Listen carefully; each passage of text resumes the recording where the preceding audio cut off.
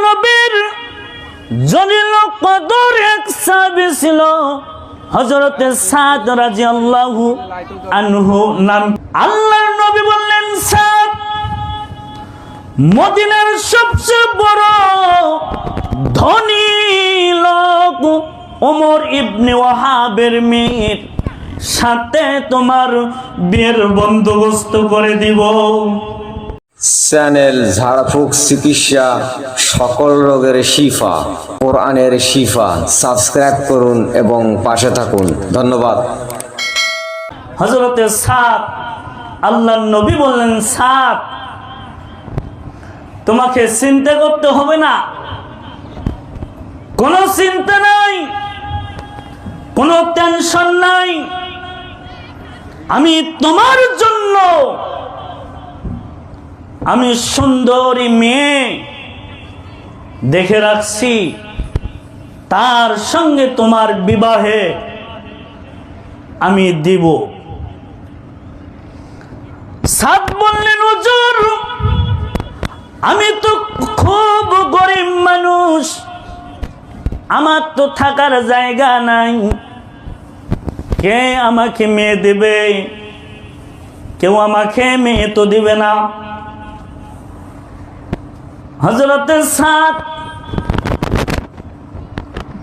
আল্লাহর নবীকে বললেন,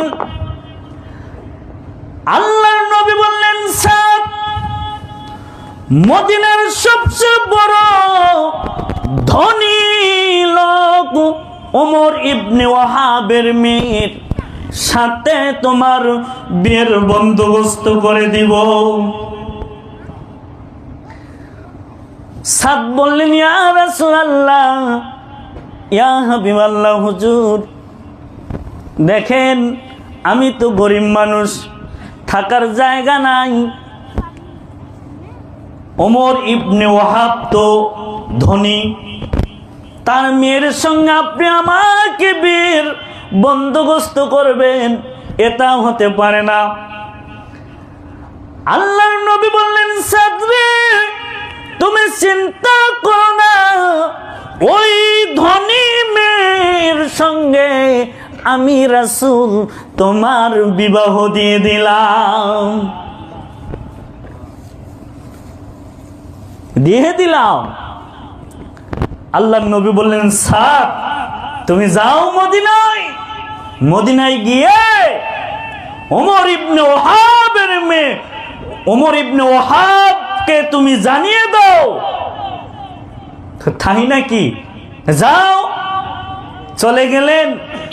চলে যাওয়ার পর চ্যানেল ঝাড়ফুঁক চিকিৎসা, সকল রোগের শিফা, কোরআনের শিফা।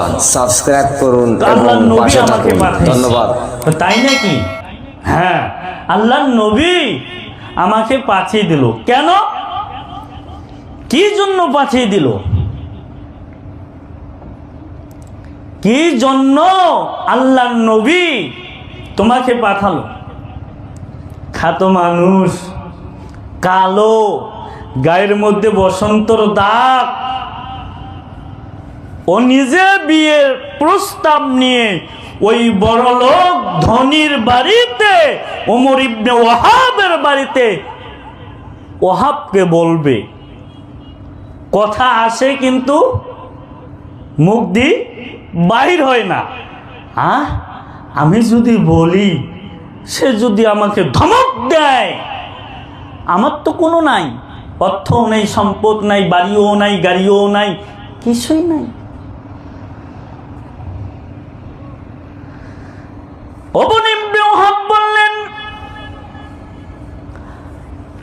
তুমি বলো, জলদি করে তুমি বলো, আল্লাহর নবী তোমাকে কি জন্য আমার কাছে পাঠালেন?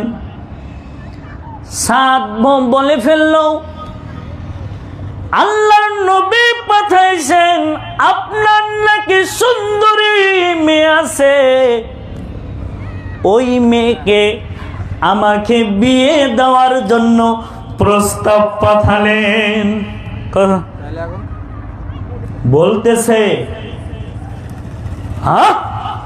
আমার অনেক বাগান আছে, অর্থ সম্পদ বাড়ি গাড়ি আছে, আর তুমি কালো মানুষ, কালো ছেলে, গায়ের মধ্যে বসন্তর দাগ, তোমাকে তুমি আমার বাড়ির জামাই যোগ্যতায় রাখো নাই। আল্লাহ নবীর কথা অমান্য করলে তারা কি মুসলমান? কথা বলেন। যেহেতু নবী প্রস্তাব পাঠালো, কে প্রস্তাব পাঠালেন? নবী মুহাম্মদ সাল্লাল্লাহু আলাইহি ওয়াসাল্লাম প্রস্তাব দিলেন।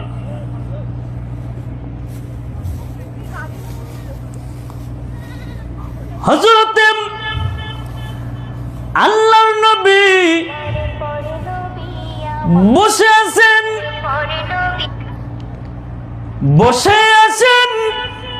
সাত কখন জানি এসে আমারে শুভ সংবাদ দিবে, সুখবর দিয়ে দিবে, সুখবর দিয়ে দিবে। না না, যখন রাগান্বিত হলেন, রাগ হলেন, ধমক দিলেন, তুমি তো আমার জামাই হওয়ার যোগ্যতা তোমার নাই, যাও এখান থেকে চলে যাও। তার মেয়ে ঘর থেকে দেখতেছে বাবা যেন কার সঙ্গে রাগান্বিত ভাবে কথা বলতেছে, একেবারে রাগান্বিত ভাবে চোখ রাঙ্গাইয়া কথা বলতেছে। সব দেখলেন, সব দেখে ফেললেন তার মেয়ে।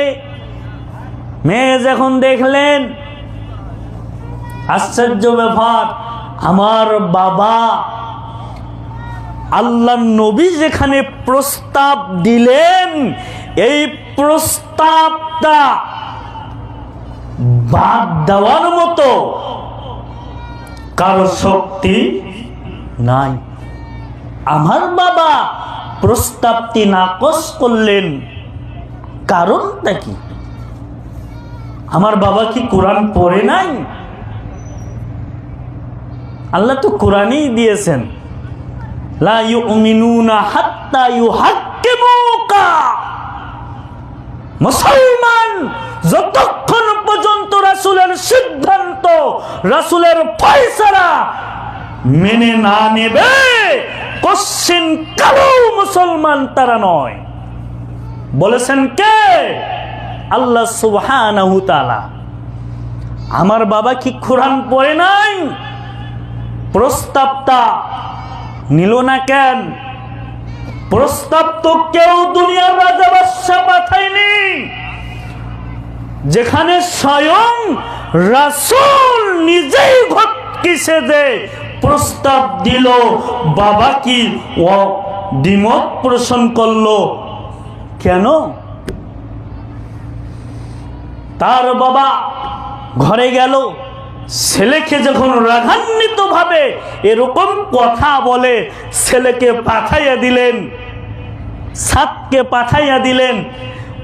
ওমর ইবনে ওয়াহাব ঘরের ভিতরে ঢুকলেন, তার মেয়ে বলতেছে, বাবা তুমি কার সঙ্গে রাগান্বিত ভাবে কথা বলছো বাবা? কেন কেন? একটা ছেলে তোমাকে বিয়ে করার জন্য আসছিল। সেখন বলল, বাবা ছেলে যে আসছে, ওই ছেলেটাকে কে পাঠিয়েছে? ছেলেটাকে কে পাঠাইছে জানার দরকার আছে কি নেই?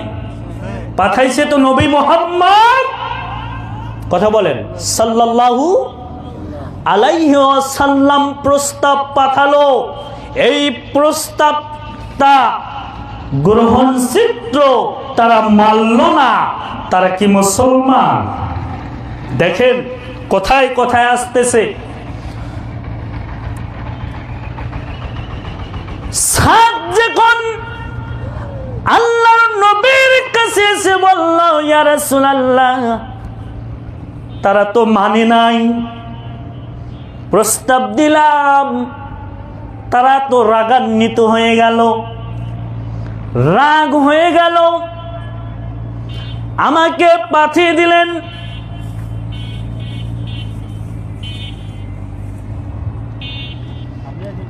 তারপরে তার মেয়ে তার বাবাকে বললেন, বাবা ওই প্রস্তাবটি যেহেতু নবী মুহাম্মদুর রাসূলুল্লাহ সাল্লাল্লাহু আলাইহি ওয়াসাল্লাম প্রস্তাবটা পাঠাইলেন, ওই প্রস্তাবটি আমি মেনে নিলাম। ওই প্রস্তাব রাসূলের সিদ্ধান্তেই আমি দ্বিমত পোষণ করব না, মেনে নিব। যাও ওই ছেলেটাকে তুমি নিয়ে আসো, ছেলেকে নিয়ে আসো। আমি ওই ছেলের সঙ্গে গায়ের মধ্যে বসন্তর দাগ, কালো কুৎসিত ছেলেকে আমি বিবাহর জন্য যদি রাজি থাকি, তুমি করার কোনো নয়। যেহেতু প্রস্তাবকে পাঠালেন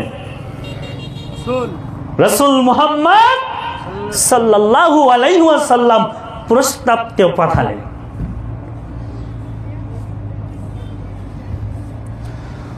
ওমর ইবনে ওয়াহাব দ্রুত গতিতে আল্লাহর নবীর দরবারে আসলেন, এসে বললেন, ইয়া রাসূলুল্লাহ, ভুল করেছি, ক্ষমা করে দিয়েন। না বুঝে ওই ছেলেকে আমি রাগান্বিত করে বাড়ি থেকে পাঠিয়ে দিয়েছি, আমার ভুল হয়েছে। ওই ছেলেকেই আমি জামাই হিসাবে কবুল করলাম, জামাই হিসাবে আমি গ্রহণ করলাম, মেনে নিলাম। এখন যেহেতু মেনে নিয়েছে, এখন তো আমজামের দরকার আছে কি নাই?